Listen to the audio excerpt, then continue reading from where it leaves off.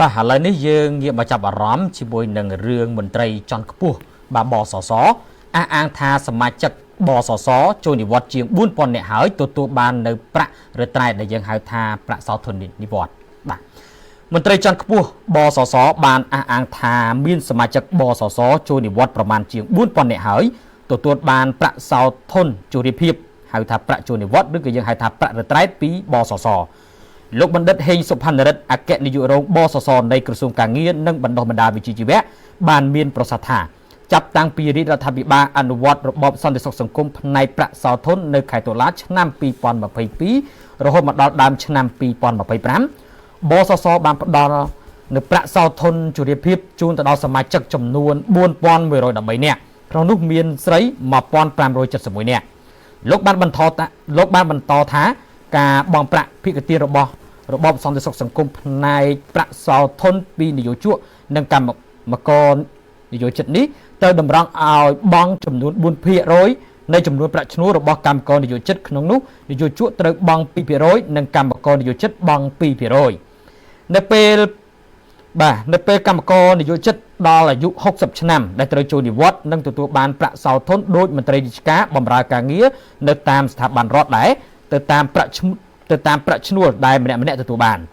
លោកបានបញ្ជាក់ឲ្យដឹងថាដើម្បីអាចស្នើសុំប្រាក់សោធនជរាភាពប្រាក់ចូលនិវត្តន៍ឬប្រាក់រត្រែតសមាជិកបសសត្រូវបំពេញលក្ខខណ្ឌកំណត់មួយចំនួនរួមមាន 1. បានចុះបញ្ជីនៅបសសផ្នែកប្រាក់សោធន 2. បានបង់ភិកទានមកបសសបានយ៉ាងតិច12ខែនិង 3. ត្រូវមានអាយុយ៉ាងតិច60ឆ្នាំនិងត្រូវភ្ជាប់ឯកសារសំខាន់មួយចំនួនរួមមានប័ណ្ណសមាជិកបសសច្បាប់ដើមអត្តសញ្ញាណប័ណ្ណសញ្ជាតិខ្មែរច្បាប់ដើមមានសុពលភាពឬលិខិតឆ្លងដែនជនបរទេសសេចក្តីចម្លងសម្បត្តិអាពាហ៍ពិពាហ៍និងសេចក្តីចម្លង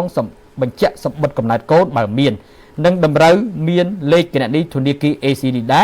ឬគណនីធនាគារកាណាឌីយ៉ាគូបញ្ជាក់ថារហូតមកដល់ពេលនេះរាជរដ្ឋាភិបាលបានអនុវត្តរបបសន្តិសុខសង្គមចំនួន3រួមមានទី1របបសន្តិសុខសង្គមផ្នែកហានិភ័យការងារដែលបានអនុវត្តនៅខែវិច្ឆិកាឆ្នាំ2008សម្រាប់វិស័យឯកជននិងវិស័យសាធារណៈអនុវត្តនៅខែមករាឆ្នាំ2021ទី2របបសន្តិសុខសង្គមផ្នែកថែទាំសុខភាពដែលបានអនុវត្តនៅខែកញ្ញាឆ្នាំ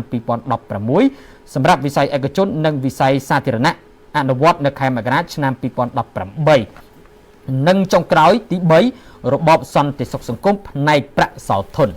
បាទនេះគឺមន្ត្រីជាន់ខ្ពស់បសសបានអះអាងថាសមាជិកបសសចូលនិវត្តន៍ជាង 4000 នាក់ហើយទទួលបានប្រាក់រត្រែដែលយើងហៅថាប្រាក់សោធននិវត្តន៍នេះបាទ